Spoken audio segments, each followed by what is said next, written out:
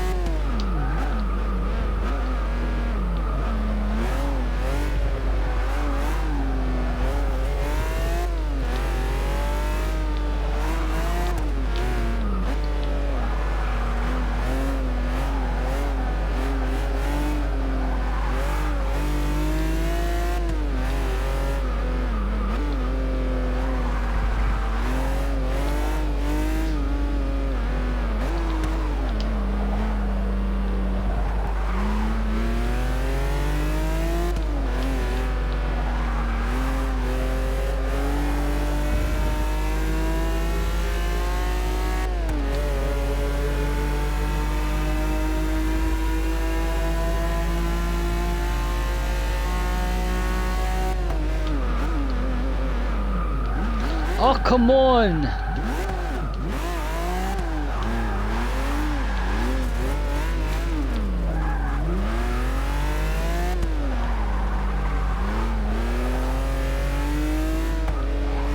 Eh? Shite. I'm in an online lobby and I'm coming last and on the side of the race.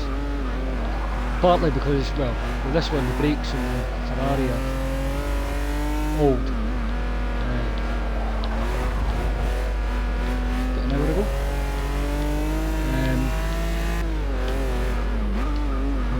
The last couple of races have been getting taken out by a couple of drivers.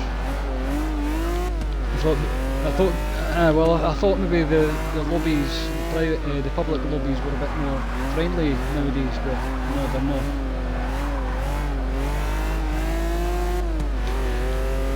not. I got some messages from Headway, comments on like all my posts for the last month or something like that.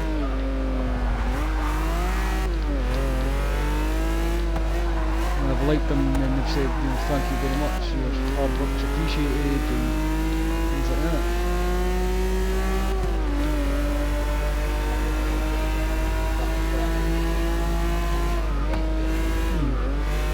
Well, they are on Facebook.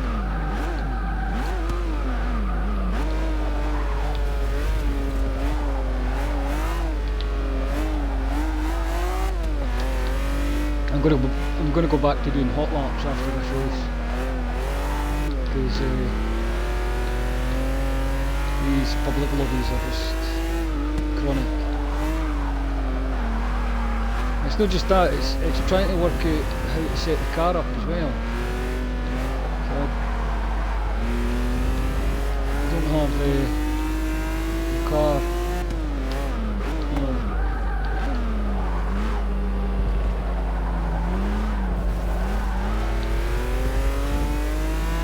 Saying that,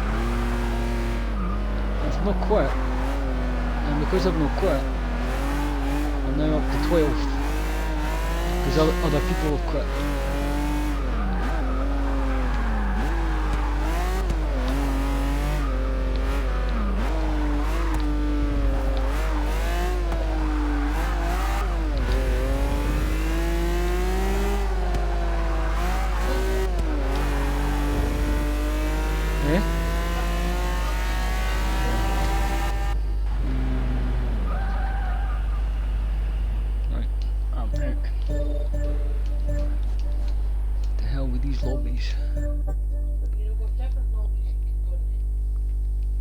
They're all pretty much the same.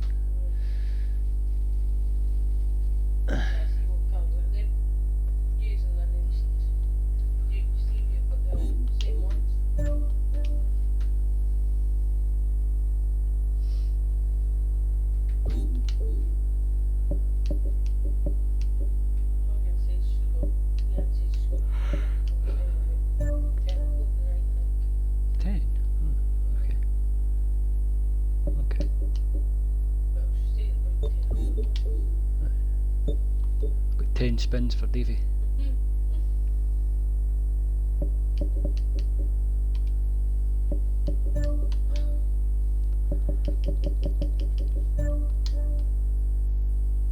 I want the other controller actually, because this one's starting to...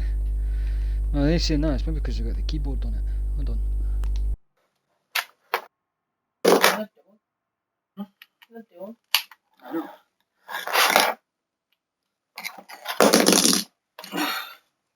Need the keyboard.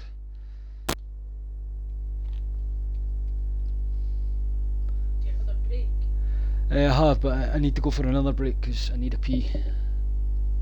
No, I mean if you had a break, like... Well, yeah, I did. I went for a banana and made a coffee. And Came back and done it again. yeah. No, I mean a break. No, pardon me. Who put that there? Hmm? Who put that there? Jenny. Why? Cause she said I could have it. She says I can look after it, or it's going to look after me. So it's sitting there, guarding me, making sure I'm doing the. Although it keeps knocking over my thing. But yeah, she said She said, you can have it. And I was like, huh? And she says, keep her. Yeah, you can look after it. Right, what I'm going to do is I'm going to stop that. Right, so that's it. And I'll maybe finish, instead of finishing at 3, I'll add on whatever break I've taken. So like I've went and stopped it there at 7 hours 2 minutes. So if I go to the toilet, make another coffee, or get a tin of juice, and then start it again, then that way it's adding on the the whatever I've used. So that way I'm actually doing the 24 hours. Yeah, but it doesn't mean constant playing for 20 Yeah, minutes. it does. In between. So the missus is insisting that I should be allowed a break, but I want to add the extra time on. Right, I'm going to the toilet, back in a couple of minutes.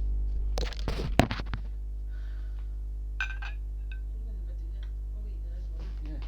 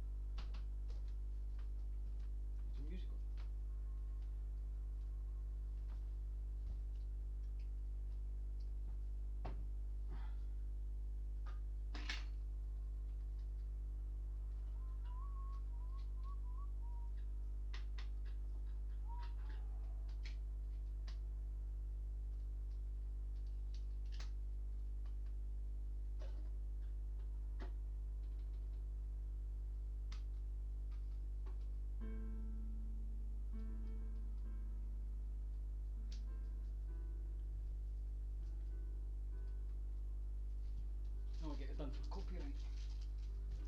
Just if you can hear it. Mic.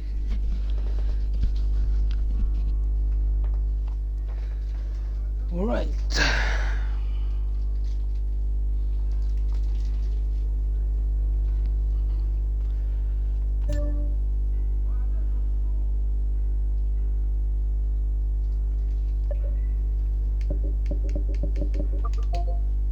What I'm going to do is I'm going to use C-Class. I'm going to go through them all because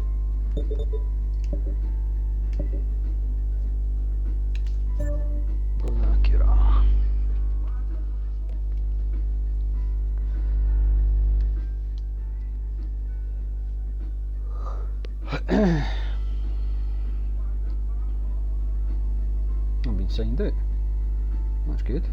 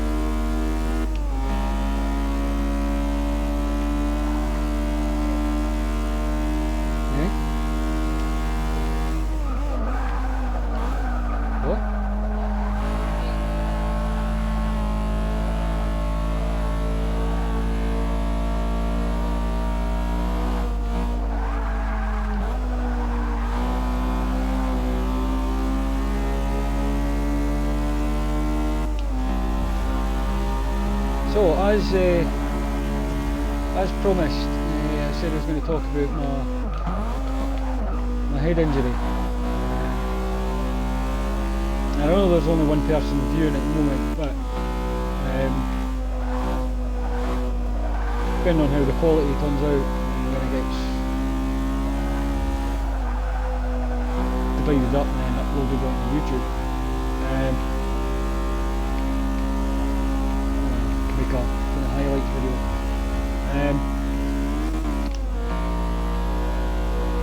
So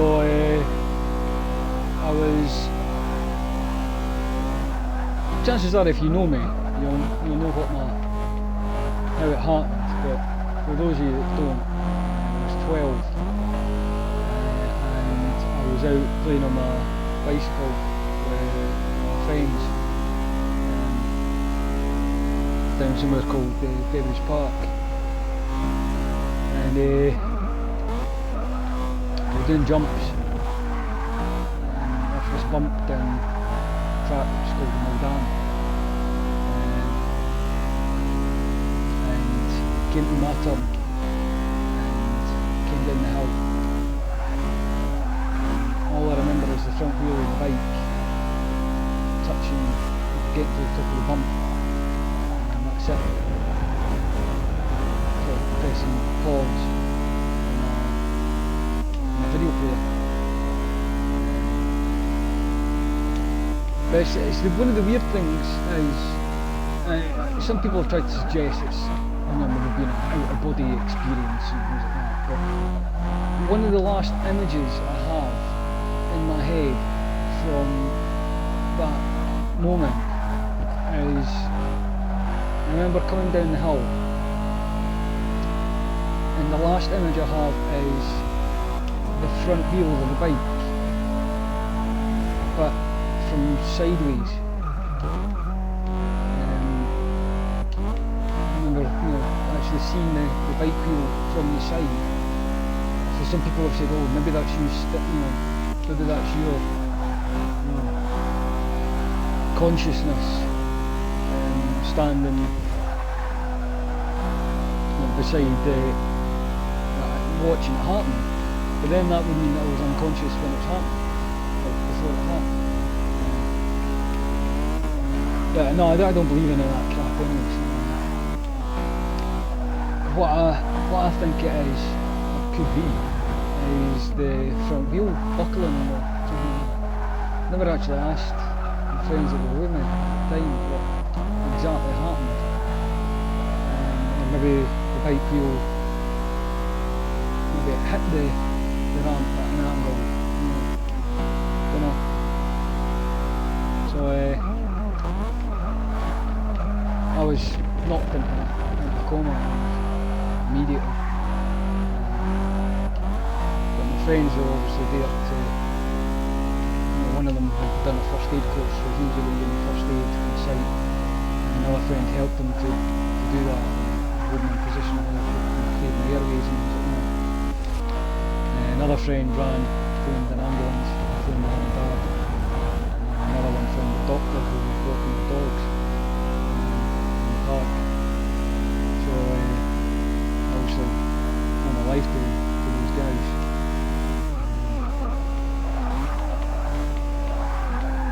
Kenneth, Bob. Shit.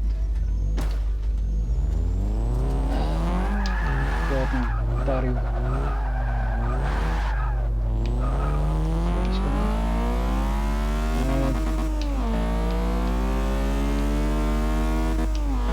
So, Dad and Uncle had come down to the park, down there where the ambulance was already there. The ambulance had reversed down that track. That's just the way guys for all the reason what they did. So they take to Victoria Hospital and they didn't have a clue because I hadn't really dealt with any severe head injuries like that. So I was rushed to the Western General in Edinburgh. I was kept there to start with, and then I was taken back to Victoria Hospital. I was 9 days in a coma, brain hemorrhage.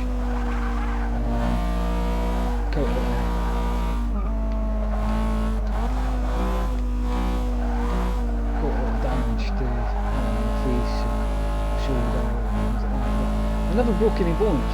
That was a positive thing. Trauma, skin, broken, burst and bruised, scraped.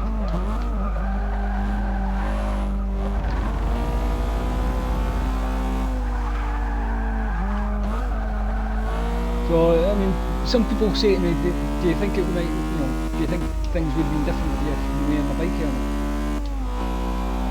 Yeah, it would have helped, but then at the same time, because it was natural, my brain shaking inside my skull caused damage. Wearing a helmet wouldn't have made any difference in that. Might have made, might not have been as bad, but it's done. But, memory problems and things like that, and coma. Anger and frustration, things like that.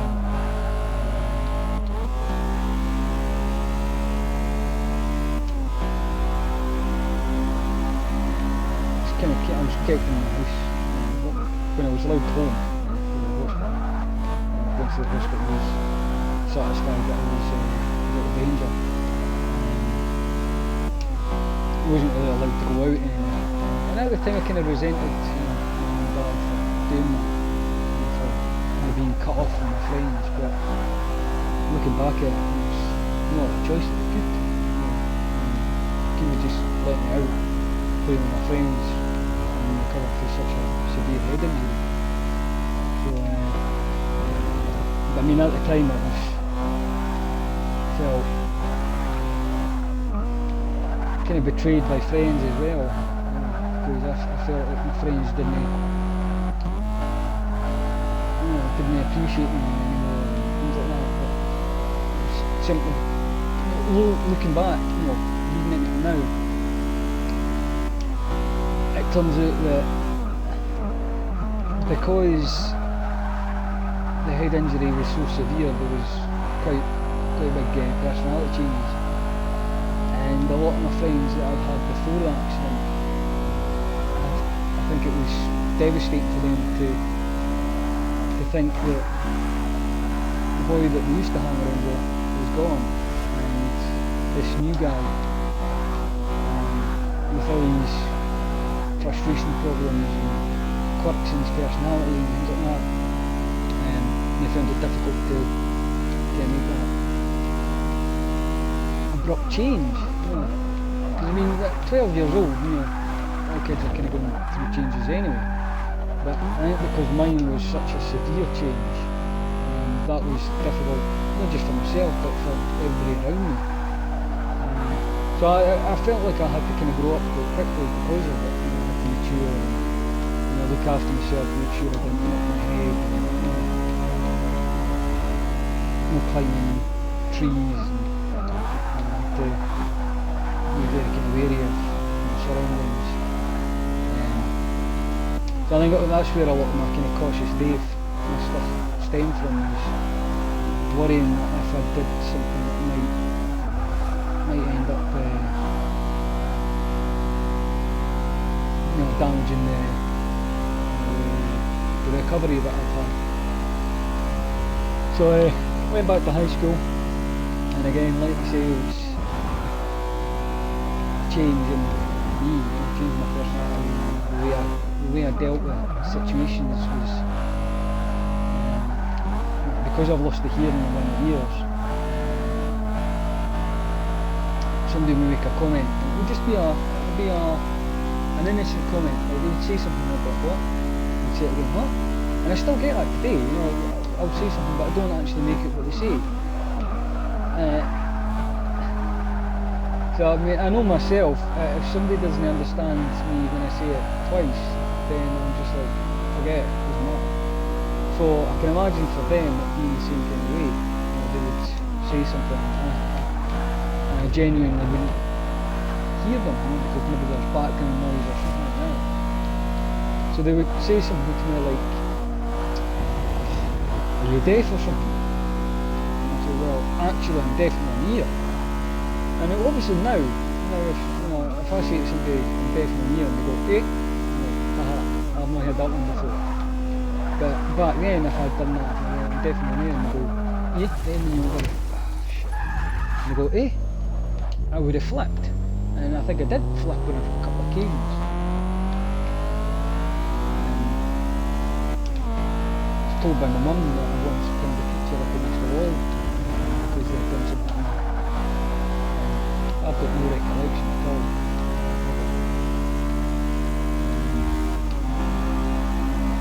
That was that initial kind of getting used to and controlling the behavioural changes that I had. You know, I had to kind of put into place coping mechanisms for situations and all that.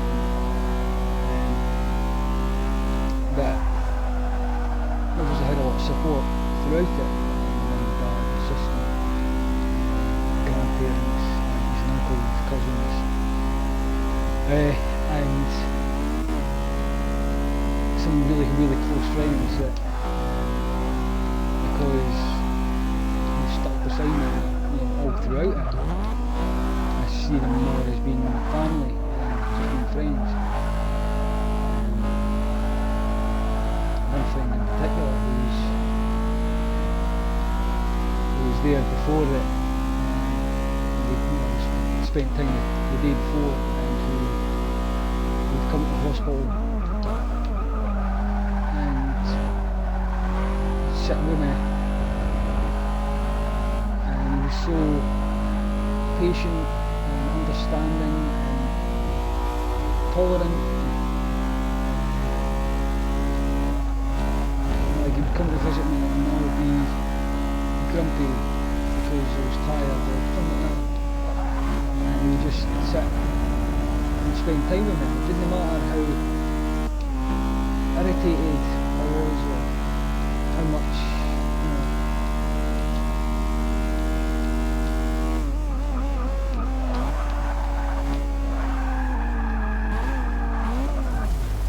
But again at that corner,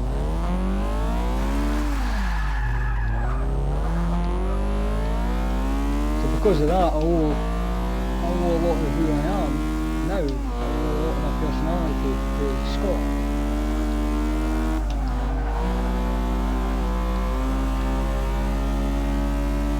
Don't know who I will be with him. Years later, we were in the pub, and me drunk, happy drunken state.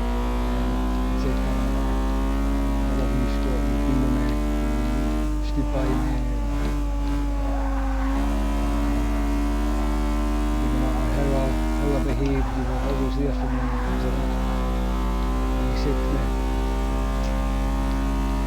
you don't stop being friends with somebody because they're having a hard time.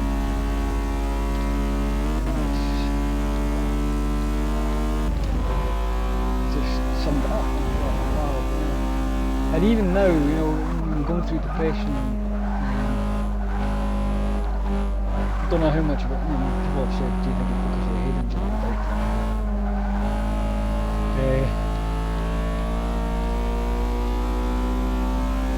Going through depression and anxiety now, when I haven't cut myself off with my friends for the last year, 6 months, stuck trying to distance myself from social situations. I can kind of look back at what Scott had said to me that day and think to myself, you know, my friends will understand me. So I don't need to hide the way I'm feeling from my friends, because I don't need to pretend that I'm hunky-dory, you know, oh, everything's fine. I'm able to say to them, well, actually, I'm having a hard time coping, you know, and it doesn't faze them, they don't see me being any less for that, because of it. But obviously that took me a long time to realise that. So I went through the whole teenage years feeling like I had to be the normal guy, you know, I had to be like every other boy at the school.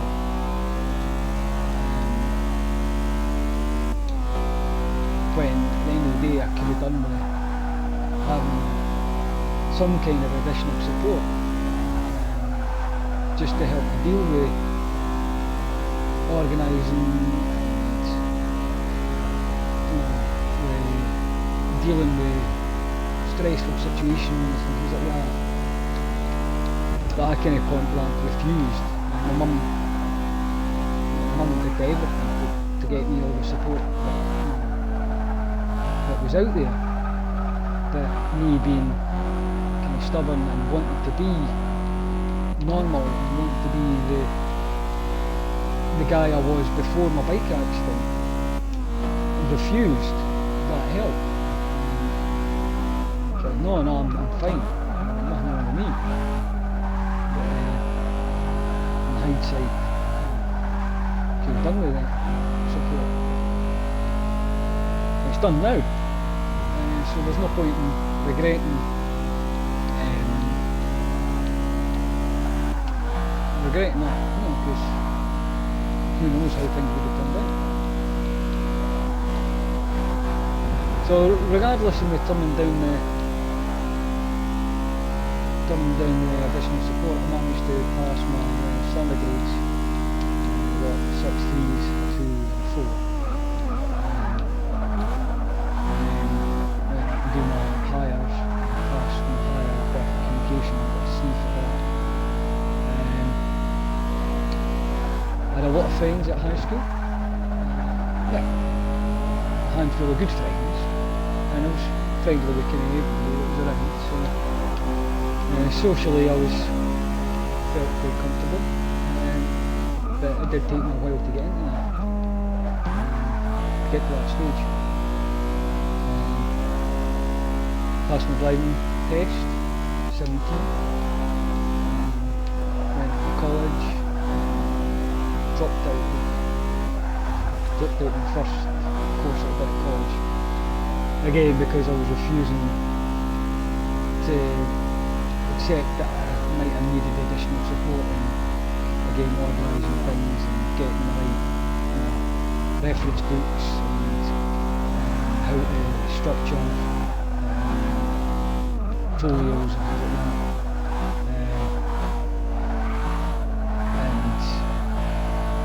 Formulas as well.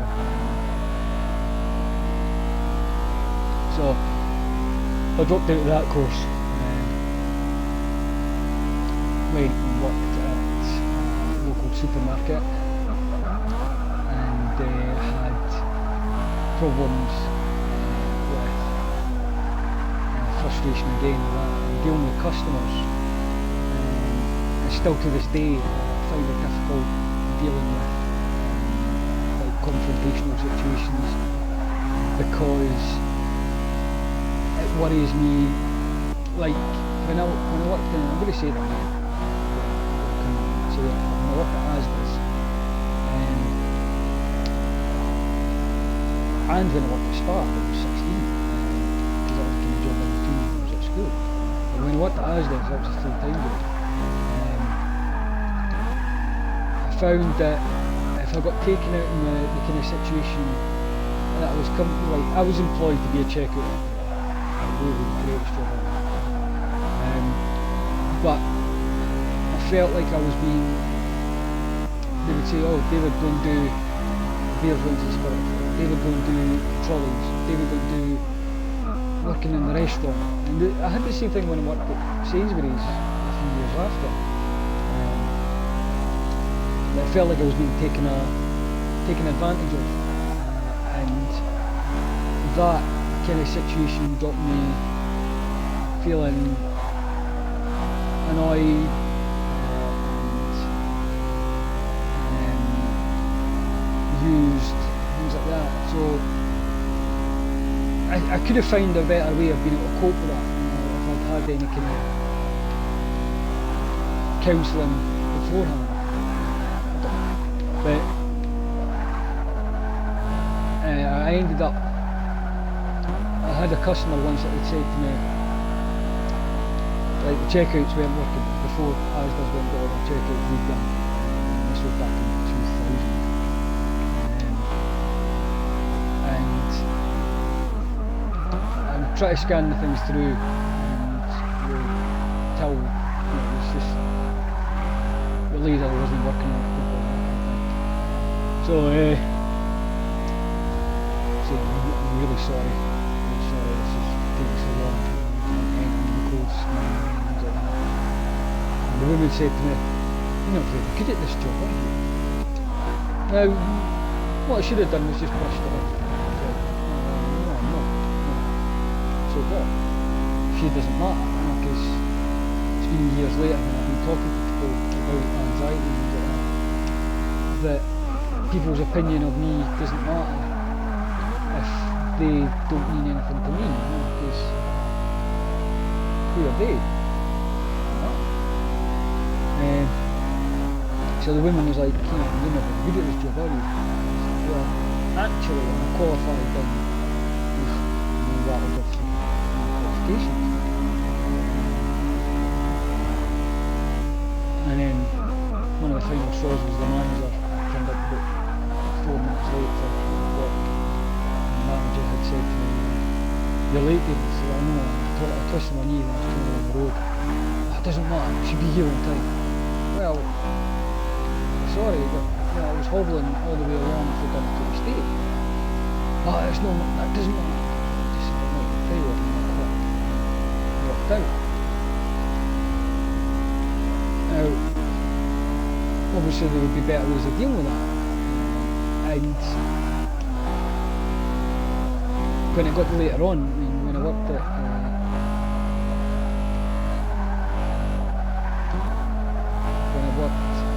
Sainsbury's, it wasn't quite the same kind of thing, but I was offered a job elsewhere, and I thought, you know what, I'm going to take it. So I gave them a day's notice and walked out. And then as it turned out, that job that I had been offered wasn't exactly what I thought it was going to be, so it fell through. So by that point I had a wife and a daughter to support. So later on in life it became a case of thinking to myself, if I do that, I've got the responsibilities.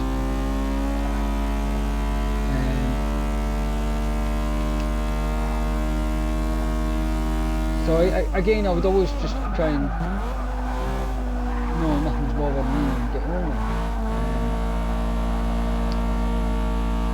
And obviously nowadays, I've got to the stage, there was me working at Amazon, and started off enjoying the work, but then things changed, what the processes changed, and one of my discomforts is change. I like having a routine. I like having, and I don't mean like I think I would hate working somewhere like a factory where it's monotonous work.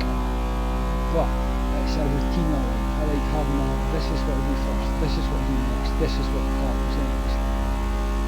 When that process has changed, and I don't think it's changed for anything positive effect, that upsets me, it gets me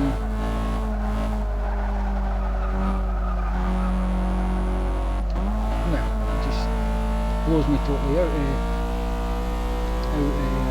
sorts.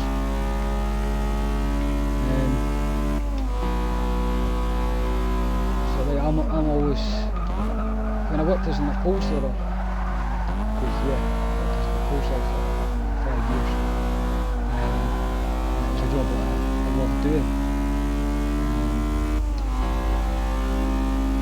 Upholstery was always the quality of your work, because you're redoing a couch or you're doing curtains or permits or anything like that. It's got to be the way the customer wants it, and the customer's got to be satisfied with it, so you've got to do your best in that job. And that's always my philosophy in life, is to do good work. So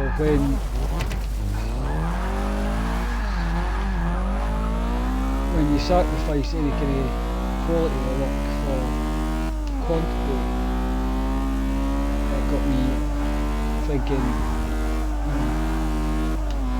it doesn't matter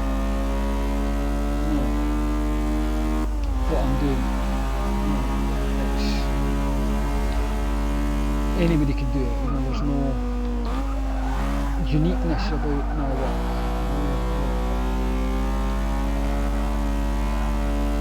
So rather than asking for help and dealing with these kind of situations, because I should have just been, I was thinking myself, I should just be able to get on with it.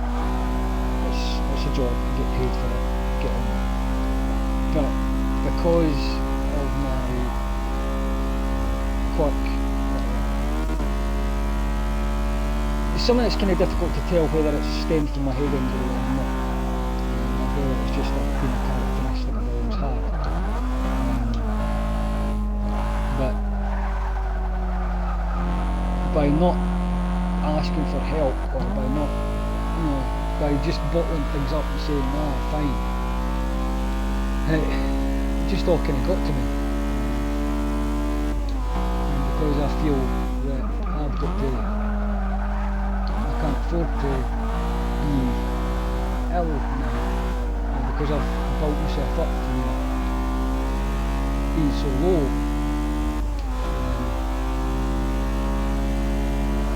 I felt like I can. Anyway, right, I'm bumming myself.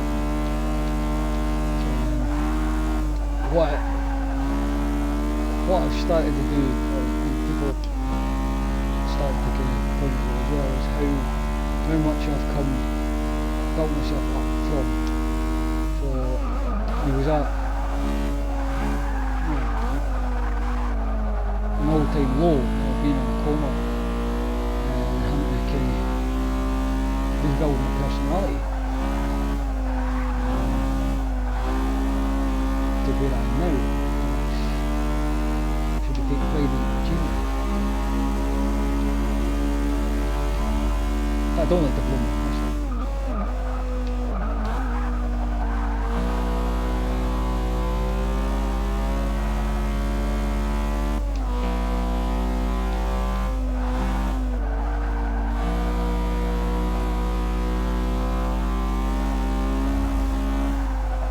mean, it was with admitting about my depression and anxiety.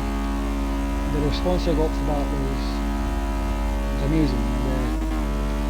People were saying, alright, well, if you ever need to talk to me, and not feeling as if I'm being labelled, because that was part of my worry was, oh, he's got depression, better not saying, saying upset and that kind of thing, That was my worry. In the same kind of way that as a teenager, saying to people, oh, I had a head injury. I didn't want people thinking to themselves, oh right, well, he needs special care because he's had a head injury. I didn't want to think that I was any different from anybody else. I was just a normal teenage boy, and I should just get on with it.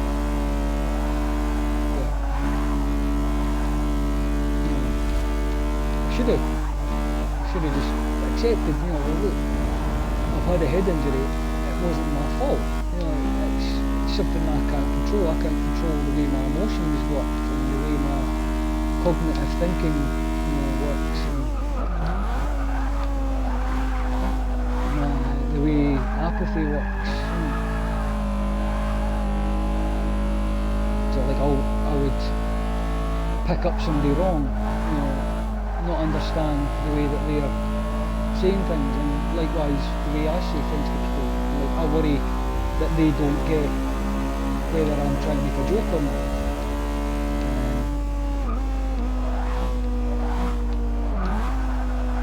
But then one of the things I've learned recently is if somebody doesn't get that or they don't appreciate that, my joke, who cares? It's not like I need to explain to people,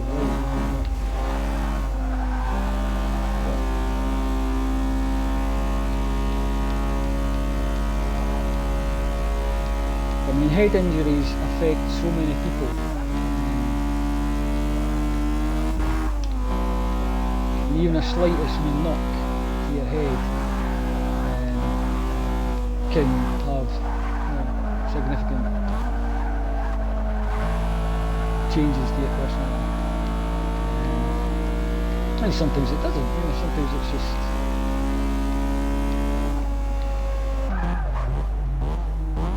a knock.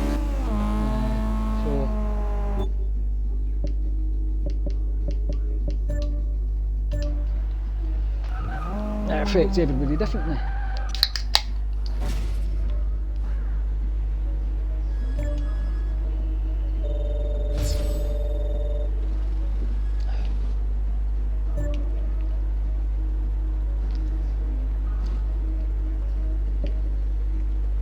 Check my position in leaderboards. Sure. Okay. Miles off.